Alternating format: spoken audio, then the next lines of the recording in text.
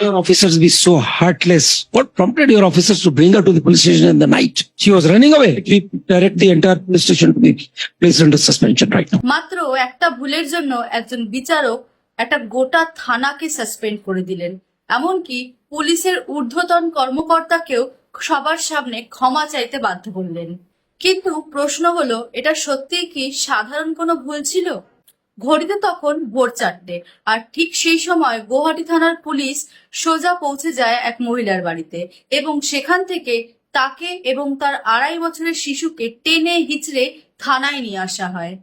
কারণ পুলিশ আসল সন্দেহভাজনকে নির্দিষ্ট সময়ের মধ্যে ধরতে পারেনি। ঘটনাটি যখন গুয়াহাটি হাইকোর্টে পৌঁছয় তখন বিচারকের প্রথম প্রশ্ন ছিল যে এত ছোট একটা শিশুকে কেন থানায় টেনে আনা হলো, এবং তার পরবর্তী প্রশ্ন ছিল আরো জোরদার, কারণ এমন কি ঘটনা ঘটলো যেই কারণে পুলিশ আর 2 ঘন্টা অপেক্ষা করতে পারলো না। এই প্রসঙ্গে সকল মহিলাদের একটা বিষয় জানা দরকার যে বিএনএসএস এর সেকশন 43 সাবক্লাস 5 এ বলা রয়েছে কোনো মহিলাকে সূর্যাস্তের পর এবং সূর্যোদয়ের আগে গ্রেফতার করা যাবে না।